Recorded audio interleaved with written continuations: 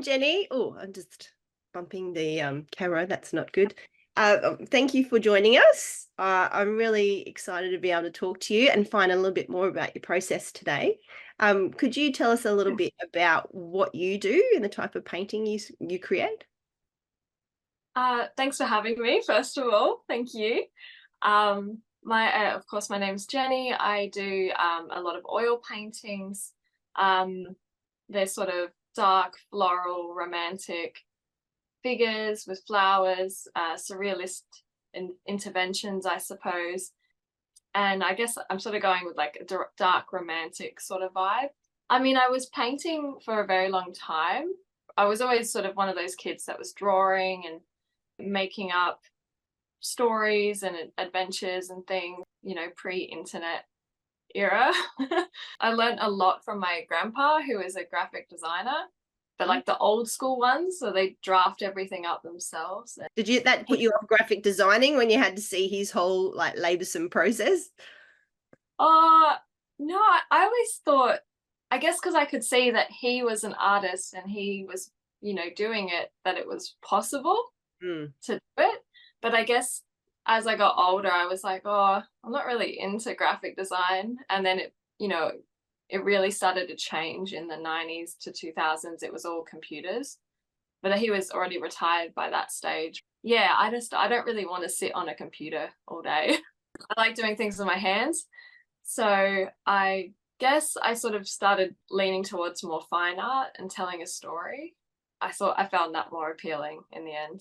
But I knew it was an option, but I just never really went down that route. But I guess I've been a big fan of a lot of illustrators. That storytelling component that I see coming out through your work as well, because I think a lot of people have that misconception that illustrations like, oh, you just do little kids books and like fluffy little animals and things like that, because I did an illustration degree and there's so many variations to illustration.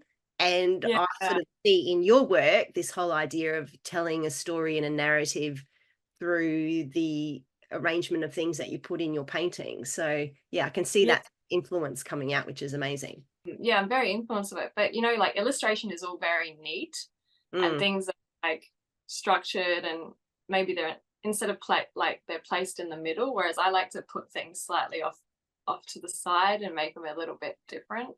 Illustration was just too constrictive, and art gave me a bit more options to sort of make things maybe a little asymmetric and less perfect and more painterly, I suppose. Now, I first saw your work remember the Beautiful Bazaar exhibition? Yeah. Yes, and Yeah. I first met you then, and I got to see your amazing work with all these beautiful flowers over these figures. I'll have to put some images of your work on the video so our listeners can actually see some of your work. But how did you sort of start with that connection of flowers in your work? Because that sort of seems to be a common theme that runs throughout. Honestly, it was something I avoided painting for a long, long time, because I guess the association I had with flower paintings was it was hobby art. It wasn't, I didn't take it very seriously. And I also had a lot of resentment about making my art too feminine. So I really rejected it for a very long time, even though I still love painting. Like I still love the artwork. The artwork I loved in uni is the artwork I still love now. Creeped back. I guess I moved to Melbourne and started doing a little bit here and there. And then it was probably the trip to Tasmania. I did a residency in Queenstown there. Oh, wow. And I started going, it's quite a gothic landscape, Tasmania. And I started leaning back into some of the stuff I used to do in art school, darker palettes. And then I did this show, I sort of semi-curated it with a friend, Nicole Black.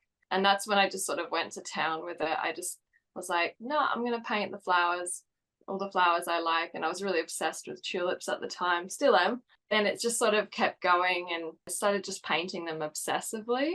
It just took me a long time to get over that hang up that it was feminine artwork. Flowers were feminine.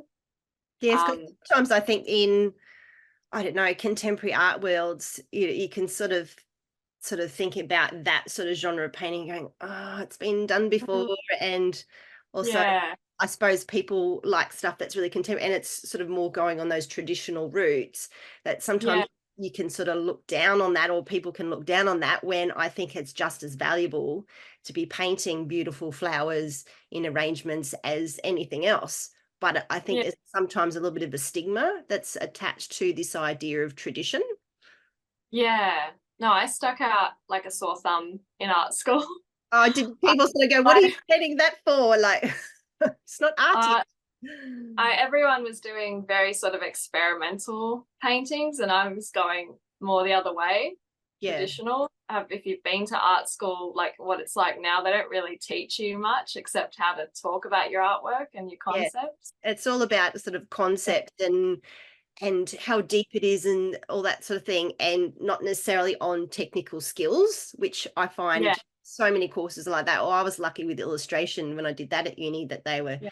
teaching us very specific things. But I could see if Mm, you're in the fine art realm or many other courses, it was all about yeah, arty you can be and out there. I mean, there were still elements of that in my course, but yeah, I yeah. see where you're coming from. And when you're at uni, were you interested in the old masters and periods of the Renaissance and things when you're actually back studying? Yeah, I can't particularly remember what I was looking at. I know I was looking at a lot of illustrators actually, like Arthur Rackham and Sir John Tenniel, who did Alice in Wonderland. Yes. I was very into fairy tales, but I've always also had a lot of my early experiences with art was religious art. I guess that's always been in the back of my mind.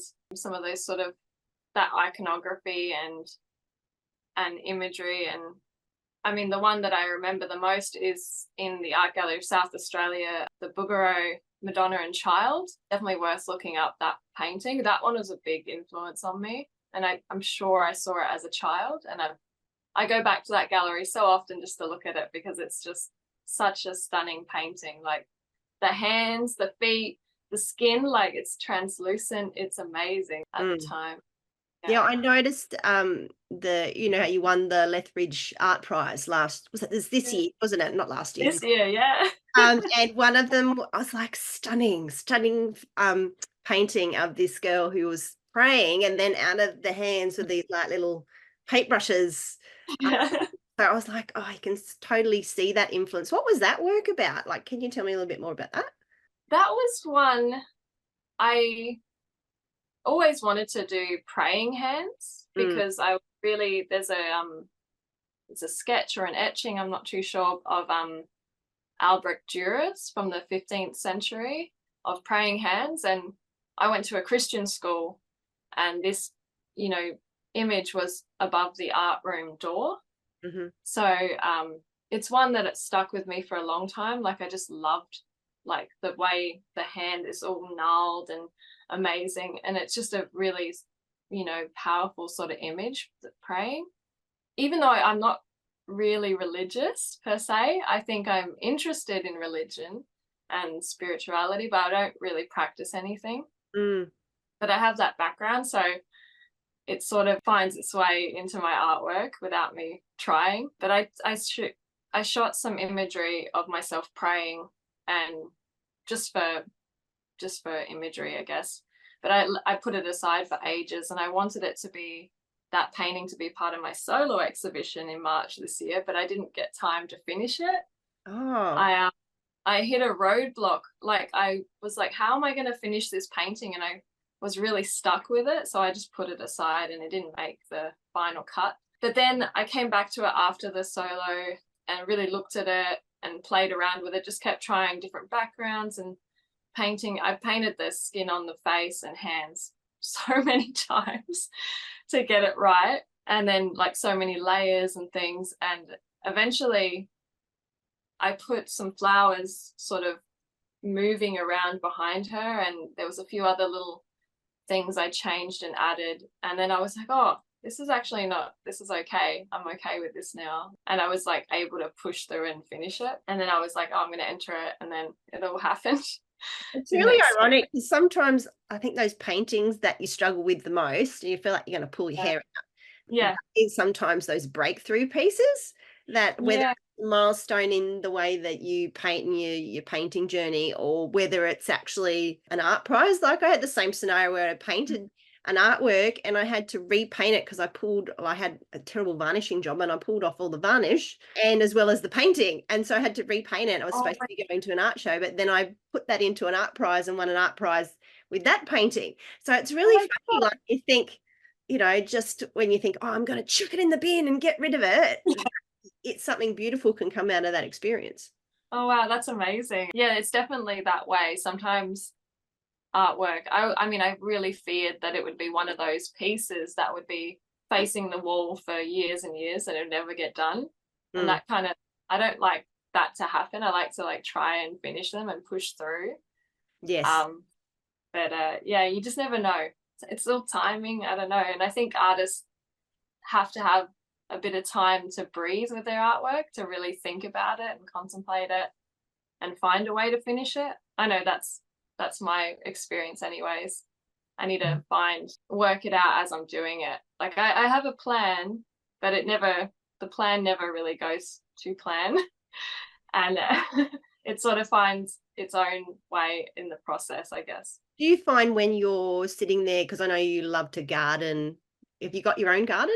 Yeah. Do you actually go out in the garden and then start thinking about your paintings as you're gardening? Like how's that connect with your art? I have a small garden, not a big one because I've been moving around these past couple of years, but I've always had a lot of indoor plants as well. But I think the garden is just something nice to do before you start your day. Mm. Like, go out and water it and look at the flowers, maybe you pick some, or you tend to it, you get rid of the dead bits and things. And it's a very sort of calming kind of thing. And I think it really, I don't know, it brings me a lot of joy. I love doing it. I love watching things grow, seeing Mm. the life cycle of things. I have painted a few things from my garden. I've got, at the moment, I have these, I think they're called cornflower blue. They're a really funny shape. They're like silvery sort of leaves, and then it's this vibrant purpley blue that sort of splits out. Yeah, one of Yeah. those the other day actually on the internet. I was like typing in blue flowers and it came up with this. Yeah, Like, oh, they're really interesting. I haven't really seen those before.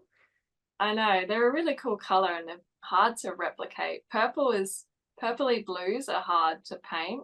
And although I have a beautiful, I think it's cobalt violet, it's like Mhm. a series 5, that one usually does the job.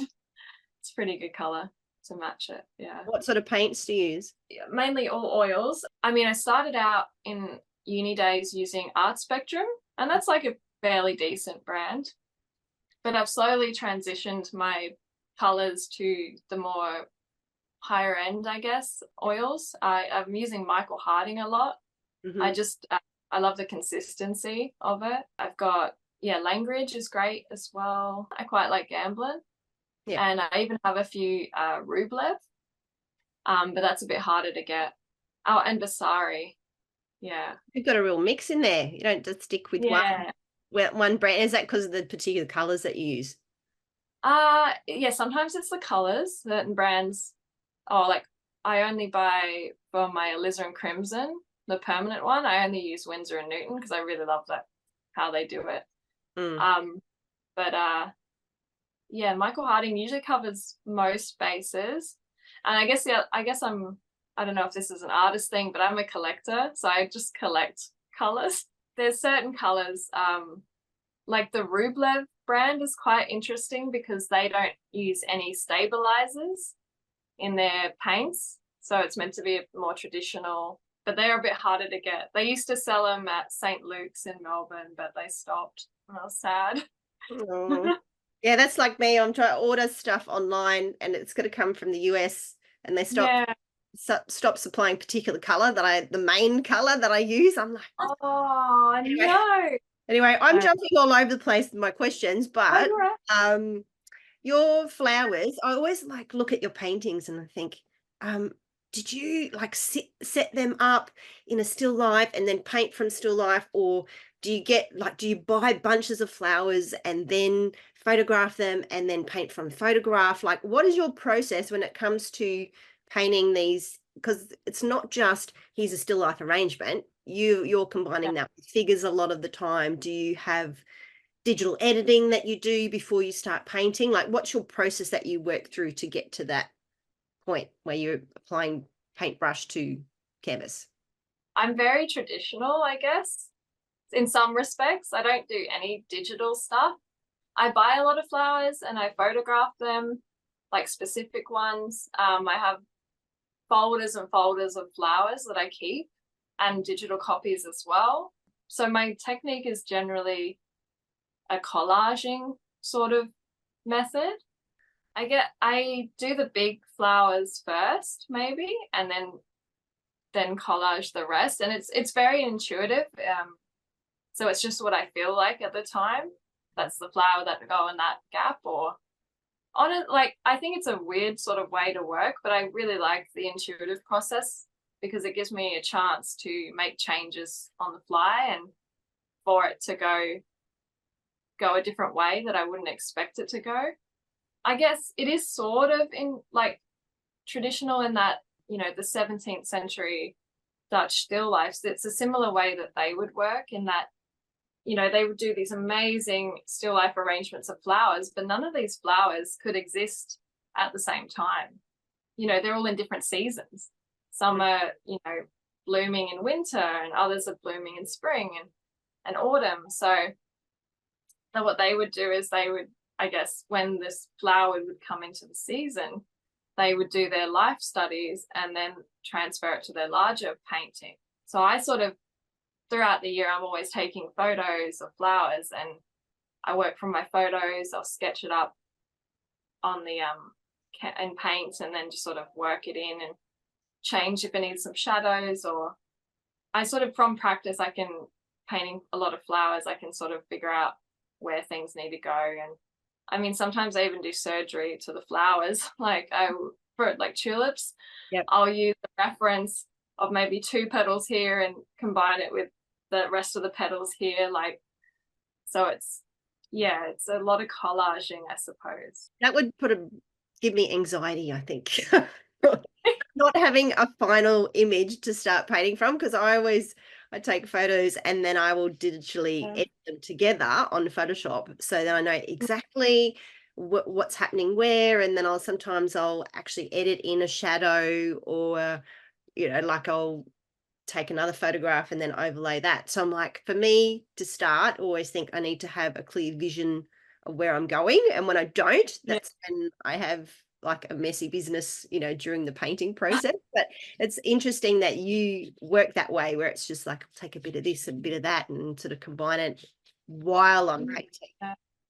Yeah, that's I mean, I have thumbnails, so I have a general idea what I'm going to do, but things change all the time. I was doing a still life recently and it was just sort of a pile of flowers around a skull.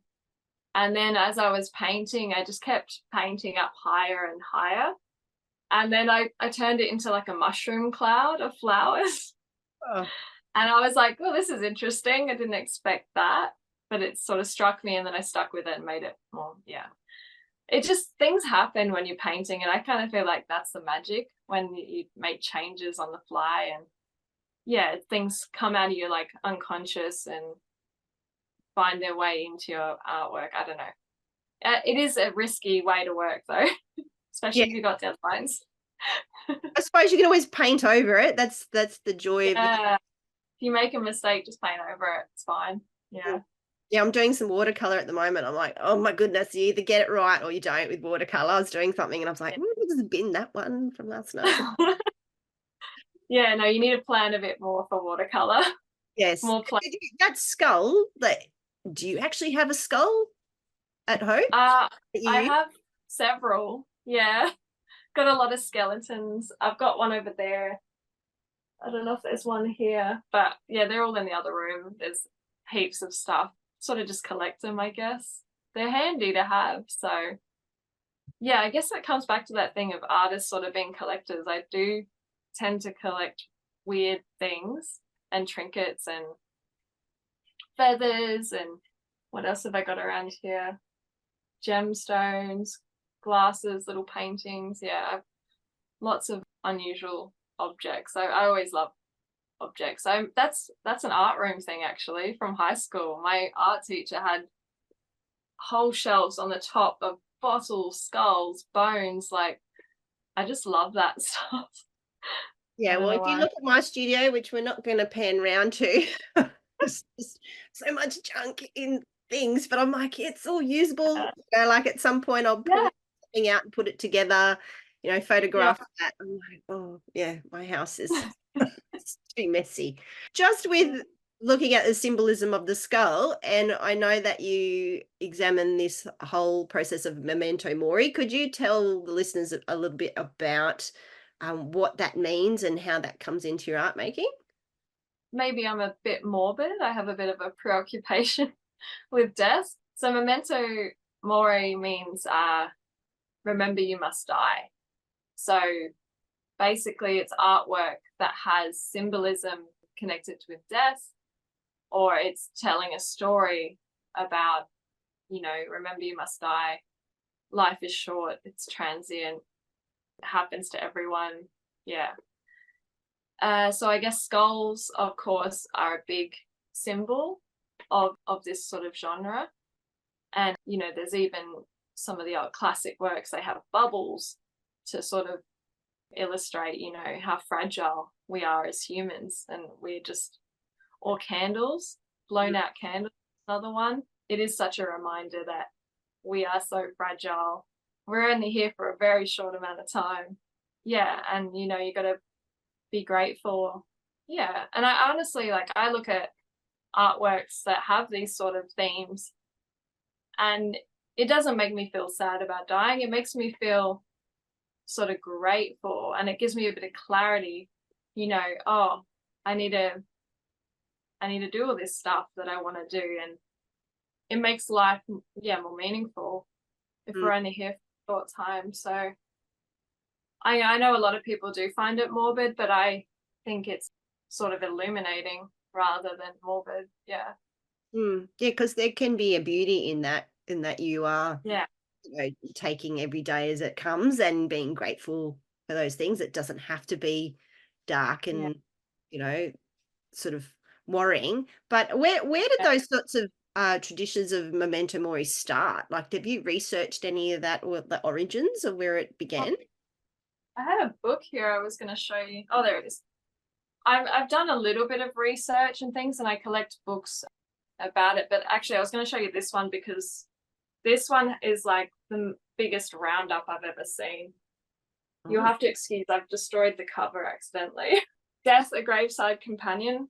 It's got so many beautiful examples of artworks that have sort of these themes. And it's like they've got pictures of graveyards and things. And it's just headstones. It's anatomical art. There's, yeah, little postcards. It's got everything in it. I feel like there's always been a lot of dark art mm, around. I mean, if you look at Jesus on the cross, some of those depictions are quite gruesome, mm, like quite gruesome. And I think that's, you could almost say that's memento mori. Like, it's something that's a little dark, mm. but it's reminding you of, you know, if you're a Christian, what Jesus, he died for our sins, that kind of thing. It's a moralizing thing, I suppose. Sort of reminds me of Yeah. Hamlet, Some of the art. Hamlet with the skull, and do you remember that scene where he's talking to the skull in Hamlet in Shakespeare? Oh, yeah, yeah, yeah. Yeah, iconic sort of image. It sort of reminds me of that. I don't know what the origin is precisely. I think it's always sort of been there in art, you Yeah, know. yeah. But I guess the ones that you think of the most are, when you think of like skulls and things, is the Vanitas sort of painting from the 17th century. I guess even Bosch, Hieronymus Bosch, could fall into maybe a little bit of memento mori. Gustav Klimt did some ones with about death, Mm, which were really beautiful. yeah. Yeah, so I mean, you could go definitely examples in the 15th century. There's probably examples 14th, 13th. Yeah, It just depends how far you go back. Yeah. I think you could find it in most artworks in history. Hey, just before I was chatting to you, I was looking at your website and there was an image of a painting that had a heart with flowers in it and all the like little eyes. I noticed that you put like eyes in between all the little flowers. What's that one Yeah. about? I'd like to know a little bit more about that painting. Well, that one is special because it actually, I had Penguin Random House reach out to me to use it for the cover of Alana Saab's debut novel. She's a New York author. Wow. Um, so it's actually on all of her books over in the US and Canada. How did they find you? I have no idea. They never told me, but I have my theories. I think maybe my artwork popped up for them when they typed in something like a hashtag, and I don't really know, but they found me and I'm happy that they found me. Yeah, so that's actually on her book, and which is really cool. I think I've got a copy here somewhere. So a lot of my work has little personal sort of imagery and stories that are very like what's going on in my life. As well as I try and have more of a universal meaning. And I think, hearts are quite a big symbol. They can mean, of course, love, but they can mean, lots of things. And I love anatomy as well. So the personal story, I suppose, is I started making the artwork when I broke up with my second boyfriend. So now I look at that artwork and I think the relationship was over, but I didn't realize it was over until like the last sort of moment. Because one of the eyes is sort of looking at the viewer and the other one's sort of looking away. So there's two eyes in that painting. It sort of tells a bit of a story. And I finished it when I was with my third partner, who wasn't a good partner for me, which is, it's sort of hard to look back at it because, it sort of brings up those memories. But at the same time, it means, I don't know, like the title of the novel is Please Stop Trying to Leave Me. And it's funny that I left my partner at the time when I was making it. I just, I don't know. And then I had to figure some things out, but now I'm in a better place. So, You still have that painting, or is it sold? No, it sold. I showed it at the Corey Healthford Gallery. It was part of their Art Collector Starter Kit, which is an annual sort of exhibition they do of small works, 30 by 30. The guy who bought it actually is a heart surgeon, I believe, which is quite interesting. You get a completely different meaning out of that, whole I think it must have meant something to him. I don't like to say necessarily what things are about. They're about a lot of things.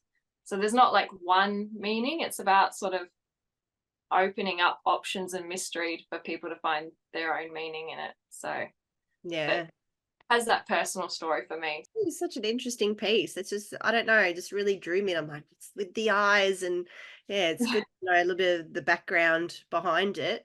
In terms of your painting technique, can you share a little bit about how you get those beautiful light and shadows, whether you use very traditional methods in the way that you paint with glazing and getting depth in your work? So I do a lot of layering, and I think it's quite important to do layering, I think, with oil painting, because then you're using the colors to their full capabilities. When you layer oil paints, it does sort of bring a depth into the work and a jewel-like quality. I try to work fairly traditionally, but I haven't had a lot of training with oil paints, really. I mean, I went to art school, but I was sort of looking it up as I went, and I didn't know what I was doing. And then I did that for a long time and read a lot of books. But it was when I did the workshop with Robin Ely that I sort of learned how to use oil paints properly. And I think I knew a lot of stuff, but there was a lot of things that I wasn't doing. What sort of So things did you learn through that workshop that really changed the way that you approached painting? I just remember one time in the workshop, I was sitting there and Robin came over and he was talking to me and he said, "Can I just do one little thing on your painting?" Mm. And it was watching him paint and seeing how he was paying attention to the tiny little forms and colors and the shifts, just seeing the level of attention that he was putting into like the smallest, tiniest area. I was like, wow.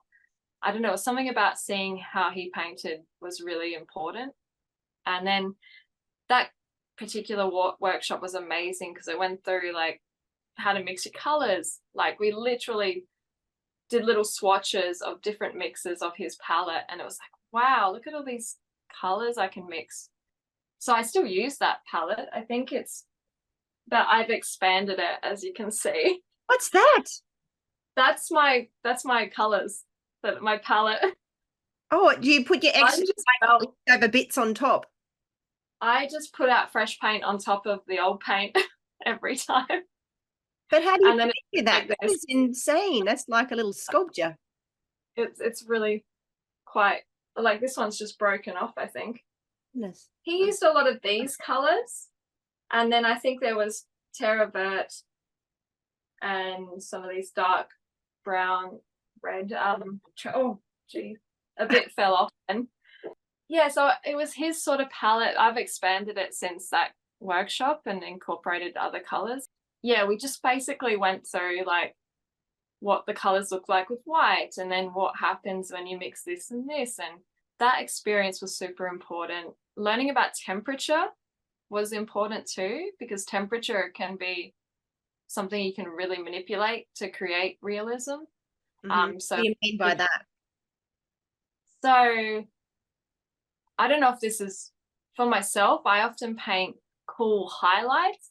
So if I'm doing a portrait, the colors on the skin will be fairly cool colors. So maybe they'll be fairly light, but they'll have a cool sort of feeling, if you know what I mean. Like, So is it the warm tones of the face and then you're doing highlights in the cool as a way to form some sort of contrast? Is that yeah. doing it? So my shadows, I like to make my shadows very warm, like a warm brown. And then the cool colors on the skin, I add like even blues into my skin and greens in the highlights. Maybe not on this section of the face because this sort of center part of the face is warm naturally. So that would be warmer, but you know, the chin and the forehead, they all have cool highlights.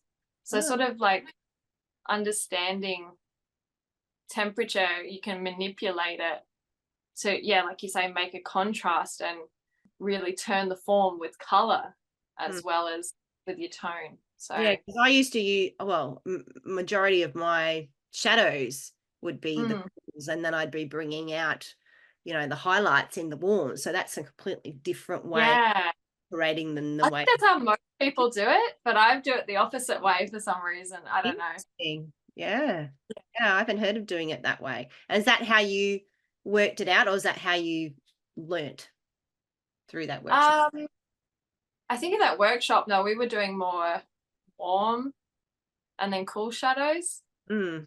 warm forms, cool shadows. I really love really pale skin. Mm-hmm. I love doing painting really sort of almost translucent skin, you know, when you can see like your veins, that sort of color. One of my favorite artists is Rupert Bunny, and I love his skin because if it's in shadow, it's almost like bruise colors.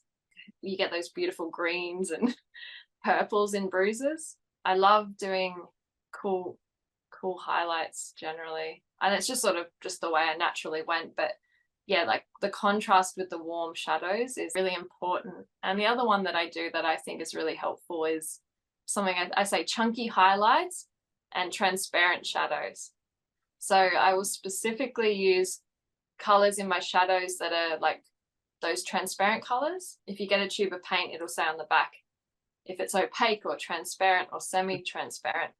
So I'll choose the specifically the transparent colors for the shadows to give it that, to make it sort of fall away, if you know what I mean. The forms in the shadow aren't important. It's the highlights that are important.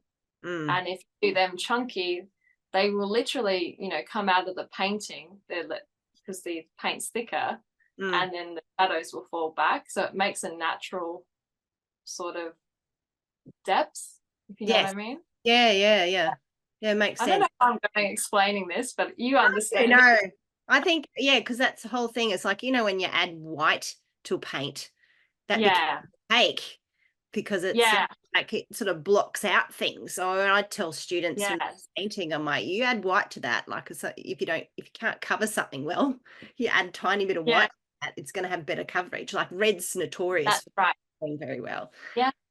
Yeah, but I'm like, you just have to add small amount because otherwise you'll end up with pink. But yeah, small amount, you'll get better coverage. But yeah, that's interesting. I've never thought about the whole idea of, you know, translucency in the paint and opaqueness to be able to build, make something recede. So that's really interesting sort of information. I noticed it. I look for it when I go to the art galleries or museums, and I look for it. And I've studied a few paintings close up, and you can see them doing it. And there was one that I found a website a while back, and it was actually of a tulip. And the artist had gone to such an extent, like tulips have those lines sort of going up them and these like sort of veins in the petals.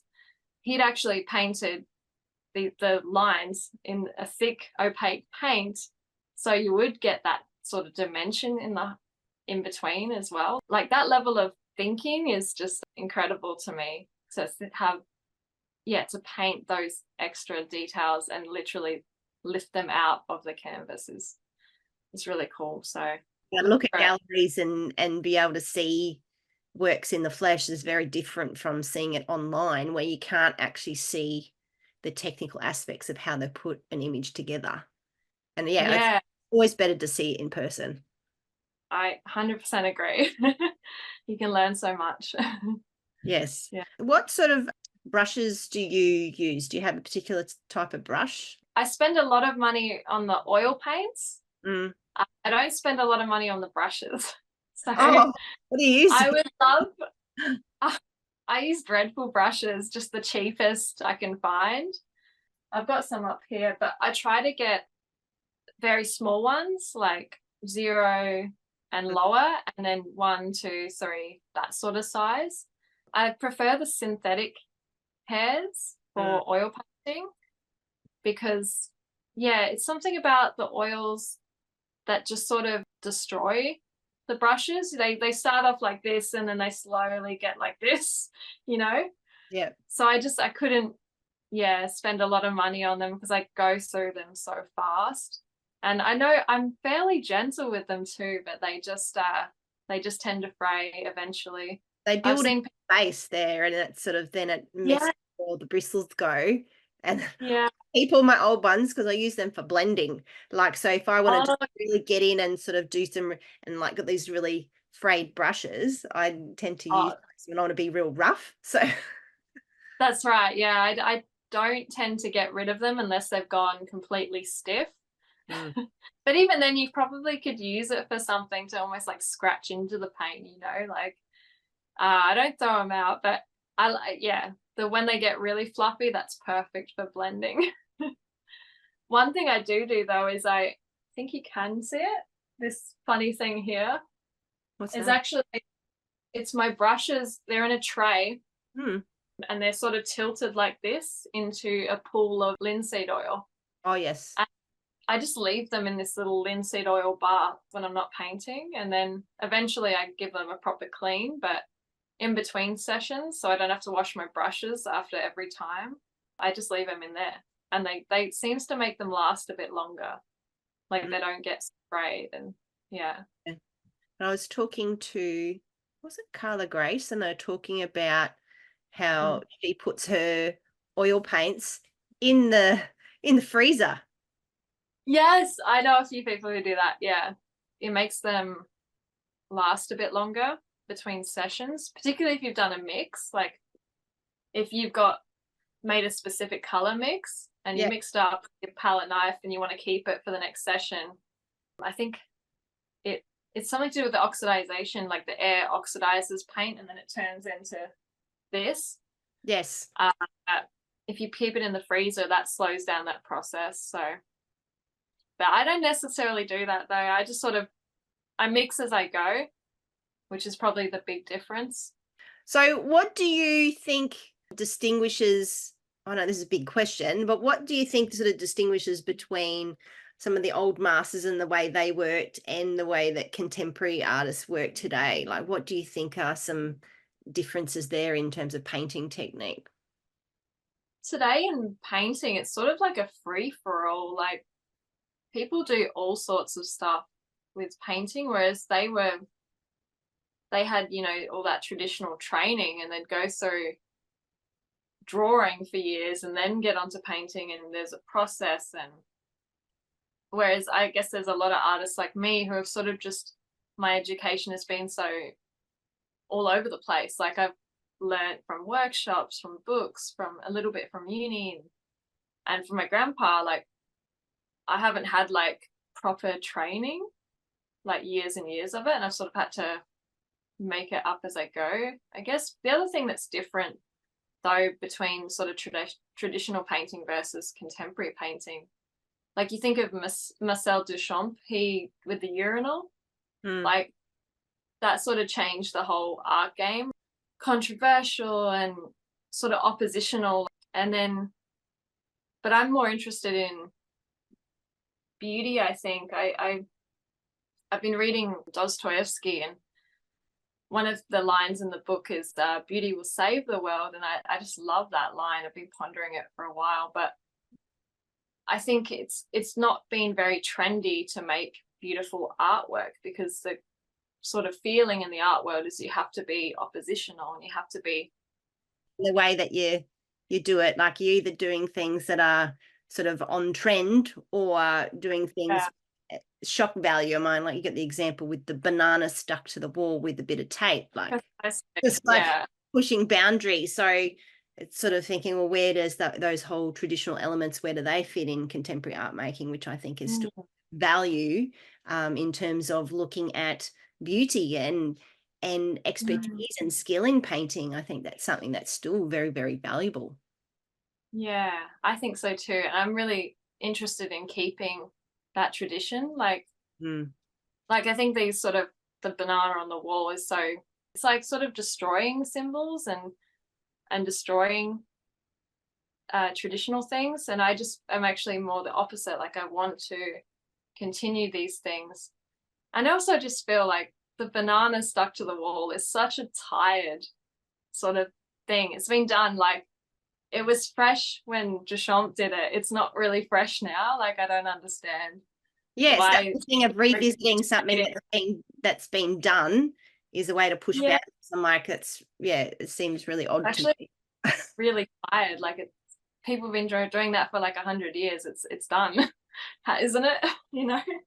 Definitely. But yeah, like you said, like I think skill and in painting and is something that even in the age of AI now, like I don't think it's something that's really going to go away.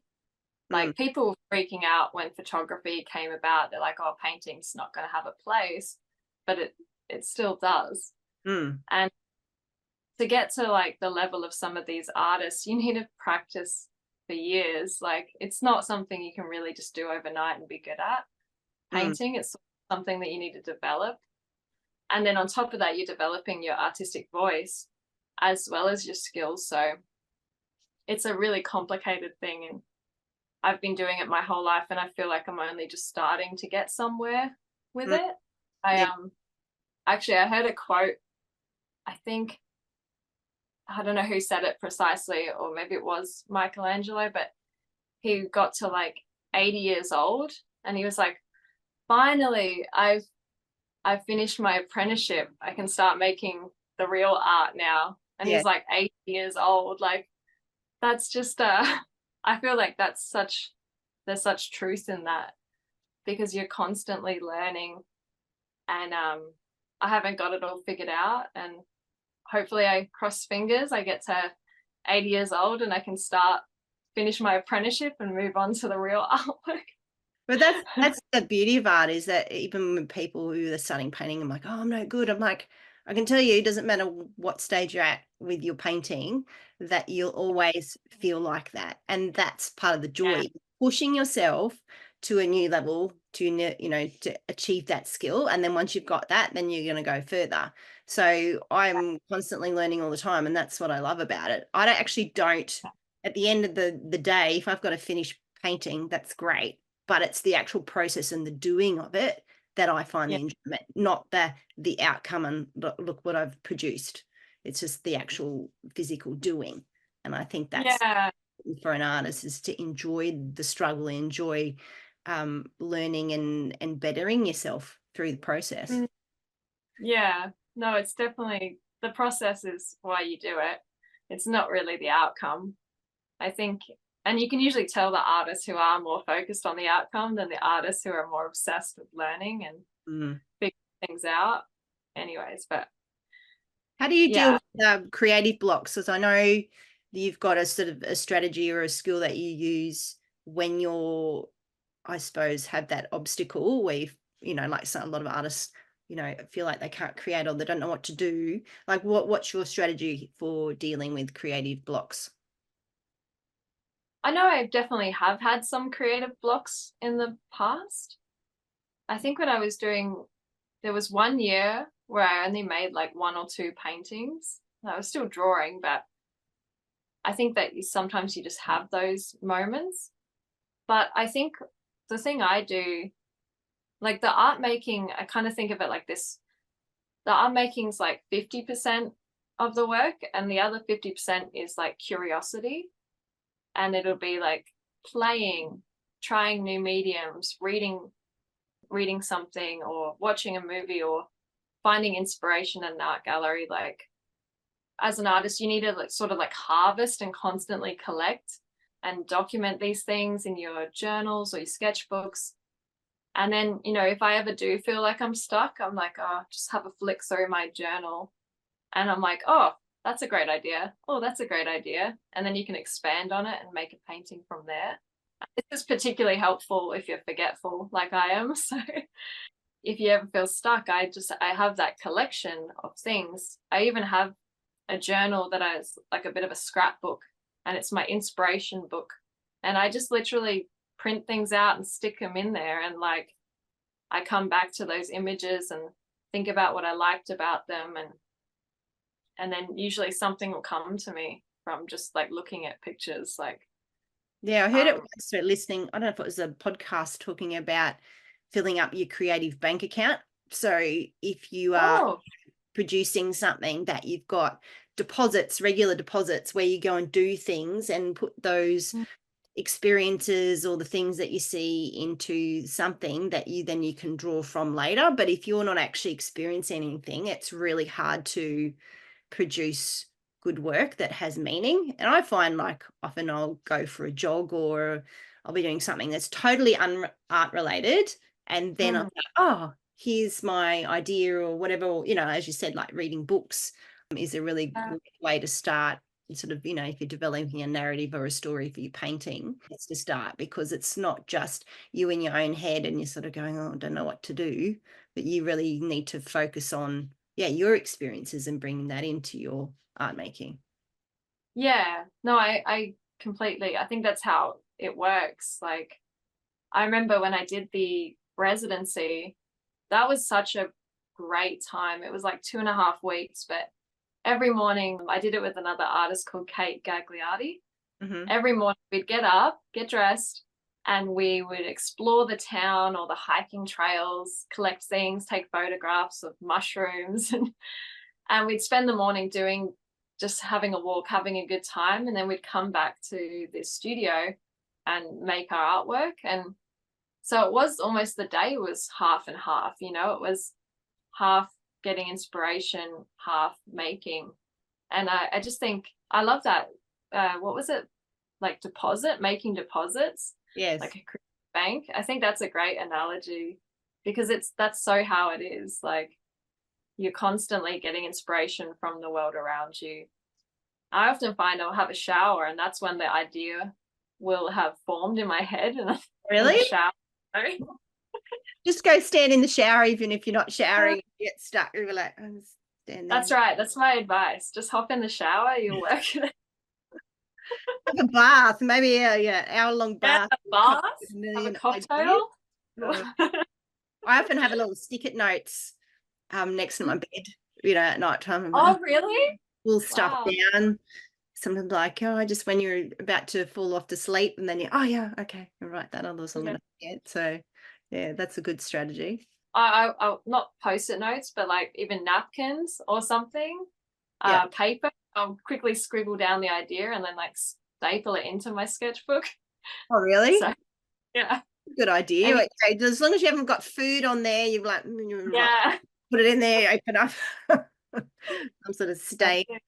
Uh, you got any advice for people like aspiring artists, painters? What sort of advice would you give someone who's sort of starting out on their painting journey? That's pretty hard. I guess I think the biggest thing as an artist is curiosity. Like just constantly learning and seeking out information for your painting, figuring out what your interests are, and then just sort of leaning into that. So, I mean, when I started art school, I was so interested in fairy tales and I just sort of leaned into it. And then the imagery came, and there were other artists working that way. And yeah, just sort of even like making a book of your inspiration, your favorite artists, writing a list of your favorite artists, and then just looking at their work and picking out what you like. Artwork is often it's an amalgamation of all our interests into one sort of thing. That's how I think of it anyways. So if you're starting out, just approach everything with curiosity, be excited to learn things. I think if you're thinking about getting into oil painting, it's definitely worth doing a workshop because that can give you a great foundation for your knowledge, and it's like a really quick condensed way to really up your painting skills as well. I think that's the big thing, just approach things with curiosity. Well, I think our time is almost up, so I'm going to have to finish this interview, but I really appreciate you coming to talk to us. I learned a couple of things and I'm like, oh, okay, now I got to think about my shadows and my highlights and my opaque and translucent paints. So that's really good information. But yeah, no doubt we'll be looking forward to some more amazing paintings from you in the future. Thank you. Thank you so much for having me. It was Oh, you're lovely. welcome. You're most welcome.